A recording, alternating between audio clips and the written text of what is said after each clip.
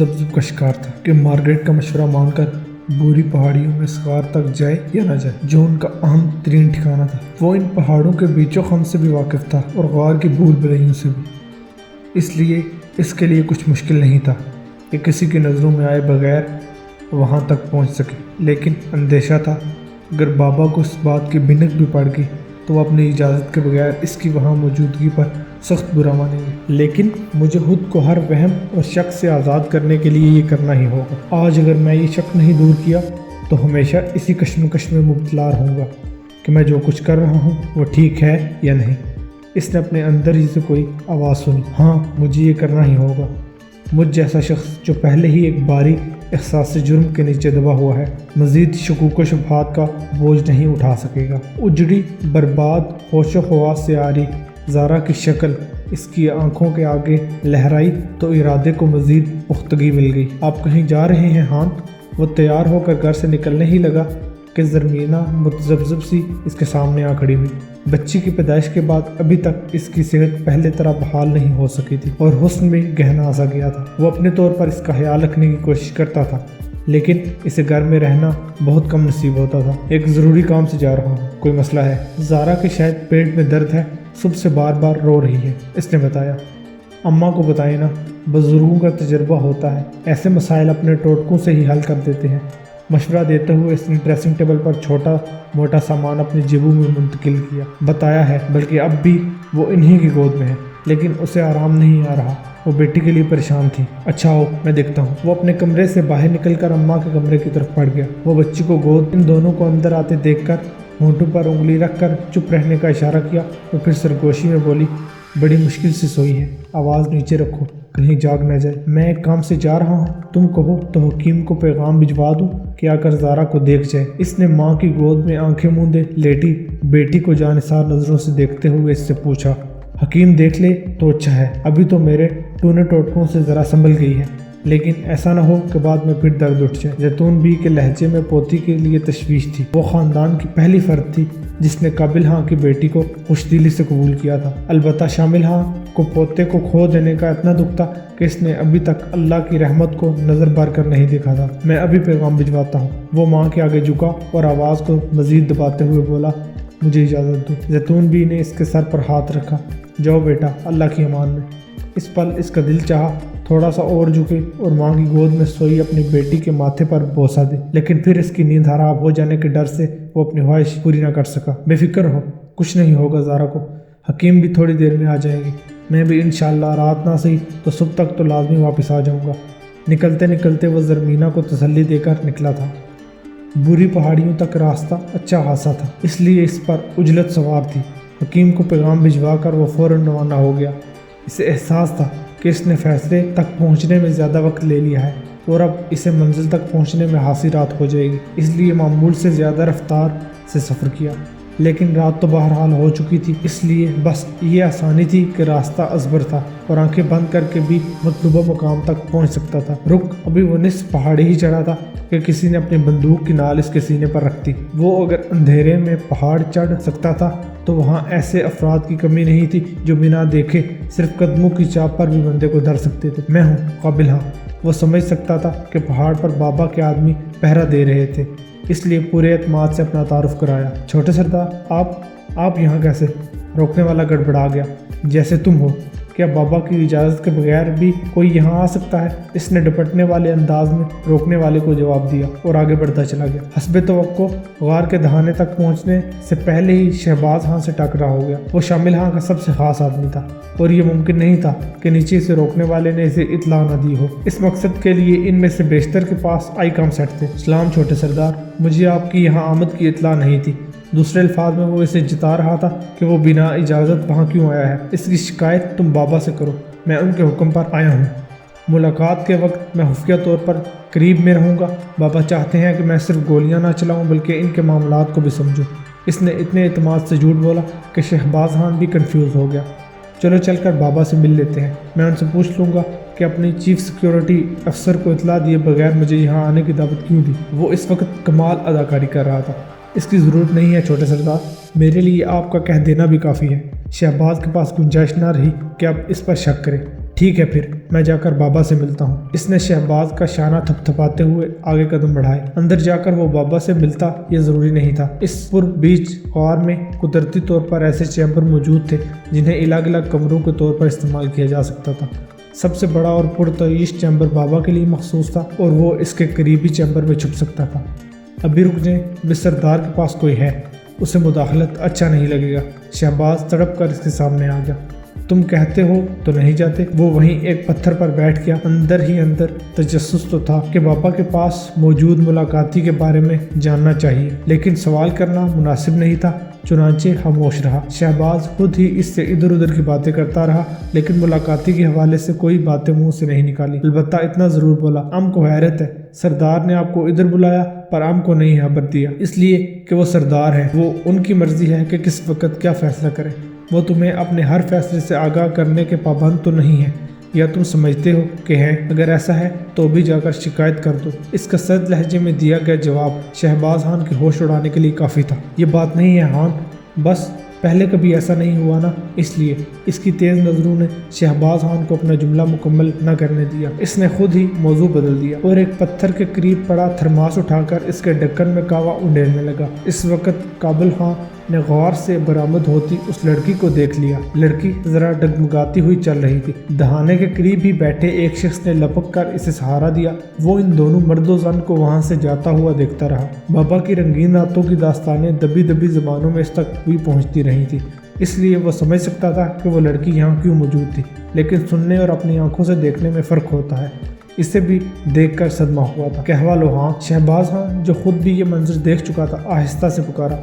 تم اس لیے مجھے اندر نہیں جانے دے رہے تھے نا؟ اس نے تلخ لہجے میں پوچھا۔ شہباز خان نے جواباً صرف سر جھکانے پر ہی اکتفا کیا۔ میں اندر جا رہا ہوں، تم بابا کو میری آمد کے بارے میں مت بتانا۔ میں نہیں چاہتا کہ ان کا سر میرے سامنے شرم سے جھکے۔ میں ان سے بعد میں ملوں گا اور کہہ دوں گا کہ مجھے آنے میں دیر ہو گئی۔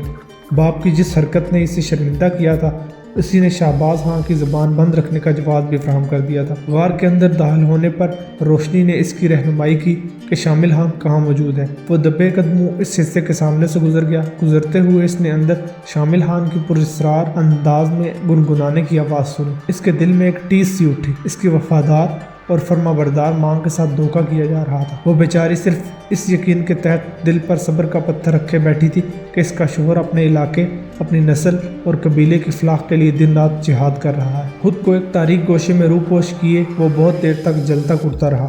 اچھا خاصا وقت گزرنے پر اس نے وہاں ہلچل محسوس کی۔ وہ جہاں چھپا تھا وہاں سے جھانک کر دیکھا۔ شہباز خان کی رہنمائی میں کچھ لوگ غار میں داخل ہو رہے تھے۔ شہباز خان انہیں شامل خان والے چیمبر میں لے گیا۔ اسے ان لوگوں کی مدھم آوازیں سنائی دینے لگی۔ وہ اردو بول رہے تھے لیکن لہجہ کچھ اجنبی سا تھا۔ یکدم اس کے ذہن میں جماکہ سا ہوا۔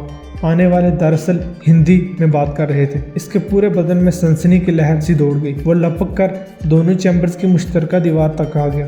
وہ جانتا تھا کہ مختلف چیمبرز میں منقسم اس غار کی دیواروں میں کہیں کہیں سوراخ موجود ہیں۔ ایک مختصر سے سوراخ سے آنکھ لگا کر جو منظر اس کے سامنے واضح ہو گیا تو اس کی آنکھیں پھٹی کی پھٹی رہ گئیں۔ شامل ہاں بہت خوش دلی سے درینہ دوستوں کے انداز میں ان سے مل رہا تھا۔ کیا سیوا کروں گپتا صاحب؟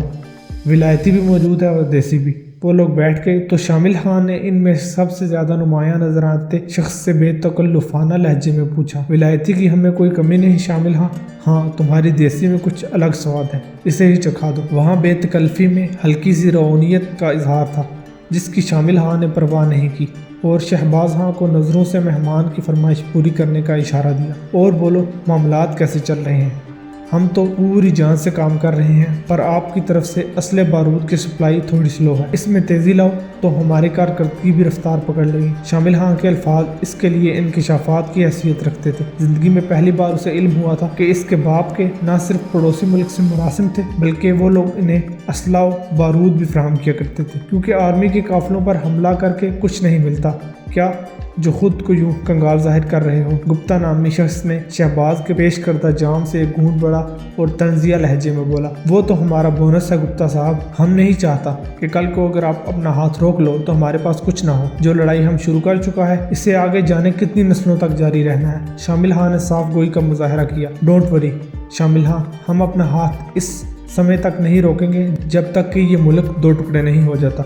गुप्ता ने रऊनत लहजे में इसे यकीन दहानी करवाई और जाम से एक चुस्की ली और बोला, यहाँ जो कुछ हो रहा है हमारे लिए काफ़ी नहीं है। बड़े और मसरूफ शहरों में खुदकुश हमलों की रफ्तार बढ़ाओ। हम नहीं चाहते कि इस मुल्क के अवाम और इदारे सुकून की सांसें ले सके। इसमें मुश्किल होता है गुप्ता साहब, पूरा मंसूबा बनाना पड़ता है, बंदूक को भाग दौड़ करानी पड़ती है, माल पानी खर्च होता है। सबसे बढ़कर जिन आदमियों से ये काम लिया जाए उनको पीछे खानदान को कफालत के लिए भारी रकम देना पड़ती है। आपकी तरफ से जो भेजा जाता है वो इतना ज़्यादा नहीं होता कि इतने बहुत से कामों के लिए पूरा पड़ जाए, इसलिए हमको भी अपना रफ्तार कम करना पड़ता है। तुम्हारा मुंह रोज़ बरोज़ खुलता जा रहा है शामिल हाँ, याद रखो इस इलाके में तुम अकेले सरदार नहीं हो, हम किसी और से भी ये काम ले सकते हैं। गुप्ता का मूड इसकी बात सुनकर ख़राब हुआ। आजमा कर देख लो, इनमें से कोई एक भी शामिल खान की टक्कर का हुआ तो आकर हमारा नाक काट देना। काबिल हाँ देख रहा था कि इसका बाप गुप्ता की धमकी से मरगूब नहीं हुआ था, लेकिन ज़िंदगी में पहली बार इसे अपने बाप की जुर्रत ने मुतासिर नहीं किया। वो आज तक अपने बाप की बातों पर यकीन करके अपने तईन इस बेइंसाफ़ी और ज़्यादती के खिलाफ लड़ता रहा था जो इसके ख्याल में हुकूमत इनसे रवा रखे हुए थी। लेकिन इस सारी जद्दोजहद में कुफ़ार के साथ गठजोड़ और दोस्ताना तो कहीं शामिल नहीं था।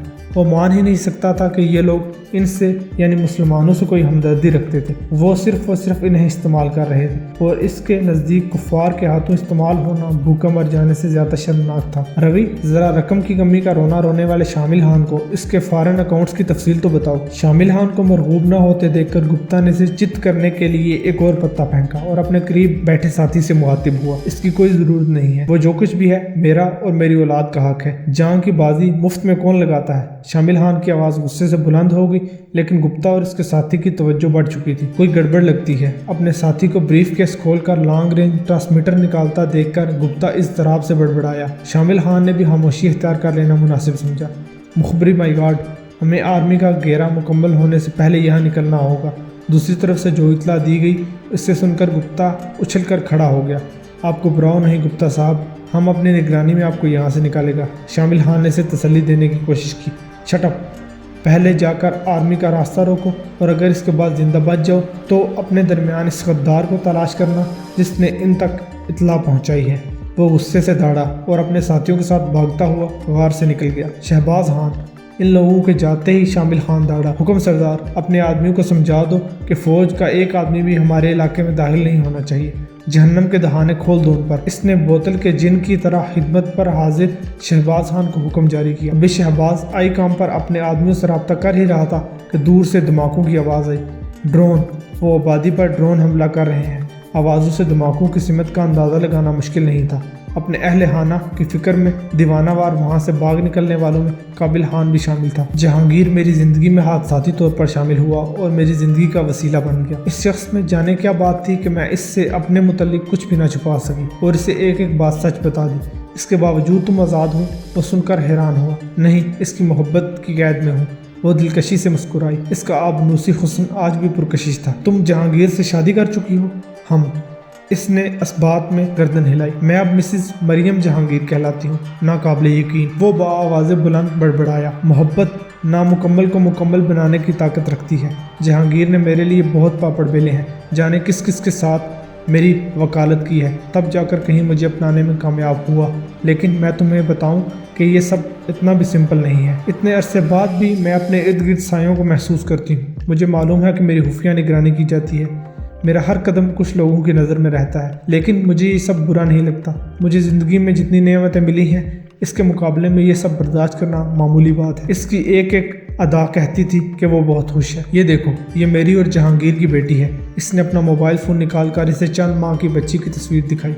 बच्ची के नकूश में इसकी झलक थी, ताहम रंगत साफ थी। तस्वीर देखकर इसके दिल में दर्द की सी लहर उठी। अपनी बेटी उसे याद आ गई थी। उसे नन्ही ज़ारा याद आई। वो वक्त रुखसत इसके माथे पर बोसा देना चाहता था, लेकिन इसकी नींद खराब होने के डर से ना दे सका। इसे क्या मालूम था कि इस दिन के बाद इस नन्ही परी को अब्दी नींद सो जाना है। मुझे मालूम है कि यहाँ तक मोबाइल फ़ोन के सिग्नल नहीं आते, फिर भी अपना मोबाइल साथ लेकर रही। रास्ते में जहाँ तक मुमकिन हुआ मैं मेड से रब्ता करके वीडियो कॉल के जरिए अपनी बेटी को देखती रही। अब मोबाइल की गैलरी में सेव इस तस्वीर को देखकर गुजारा करूंगी। इस वक्त वो पूर एक माँ थी और भूल चुकी थी कि ऐसे मर्द के मुकाबले बैठी थी जो कभी इसका महबूब रहा था। तुमने आकर मेरे जख्मों को उधेड़ दिया है मार्गरेट। मैंने अपनी इस जिंदगी से समझौता कर लिया था। मैंने इस काबिल खान को बुला दिया था जो ड्रोन हमलों में अपना पूरा खानदान खो चुका। سارنگ گل بن کر جیتے ہوئے میں مطمئن تھا کہ زندگی نے مجھے کوئی ایسا کام کرنے کا موقع دیا جو مجھے پسند ہے اور جس سے میرے دل کو سکون ملتا ہے۔ اس نے میز پر دری کتابوں کے ڈھیر پر ایک نظر ڈالی۔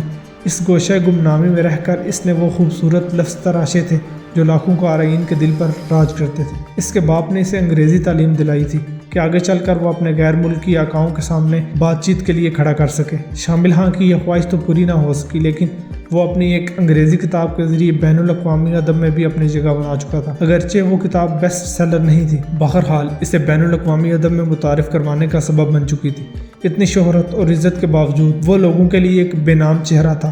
لوگوں کے اصرار کے باوجود اس کے پبلشر نے اس کا راز رکھا تھا، تو صرف اسی لیے کہ وہ اسی واحد شرط پر اس سے اپنی ہر نئی کتاب کا معاہدہ کرتا تھا۔ رقم اس کے لیے زیادہ اہم نہیں تھی، پبلشر اسے جو کچھ دیتا تھا وہ اس کے گزارے کے لیے بہت تھا، کیونکہ اس کی ضروریات محدود تھیں اور خواہشات صفر۔ میں تمہارے ساتھ ہونے والی ٹریجڈی سے واقف ہوں۔ میری خواہش پر جہانگیر نے تمہارے اور تمہارے خاندان کے بارے میں معلوم کرنے کی کوشش کی۔ تمہارا پتہ نہیں چل سکا تھا، لیکن تمہارے خاندان کے بارے میں پتہ چل گیا تھا مجھے، جیسے اس سب میں اس کا ہی کوئی قصور تھا۔ میں آج تک یہ بات سمجھ نہیں پایا کہ جب وہ گپتا اور اس کے ساتھیوں کی آمد کی مخبری پر وہاں آئے تھے تو انہوں نے آبادیوں پر حملے کیوں کیے، کیوں ان مظلوموں کو اس جنگ میں رون ڈالا جن کے لیے زندگی پہلے ہی بہت سخت، وہ شدید کرب میں مبتلا تھا۔ یقین کرو مارگریٹ، وہ ایک ایسا حادثہ تھا جو مجھے شدید بغاوت کی طرف لے جا کر مزید تباہ کن بنا سکتا تھا، لیکن میرا دماغ صرف ایک نقطے پر اٹک گیا، اور وہ یہ تھا کہ میں اپنے باپ کی طرح کفار کا آلہ نہیں بنوں گا۔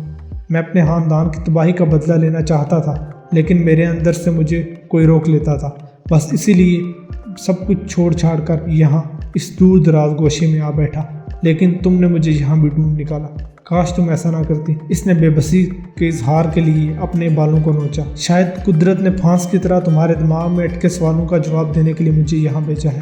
مطلب، اس نے جھٹکے سے سر اٹھاتے ہوئے اس کے نرم تاثرات والے چہرے کو دیکھا۔ ان ڈرون حملوں کی ذمہ دار آرمی نہیں تھی، ان کے ذمہ دار وہ غیر ملکی آقا تھے جو اس ملک میں سب کچھ منوانے کے بعد دوستی پڑوسیوں سے نبھاتے تھے۔ انہیں آرمی کی موومنٹ کا علم ہو گیا تھا اور انہوں نے اپنے چہیتوں کو وہاں سے نکالنے کے لیے یہ سب کیا۔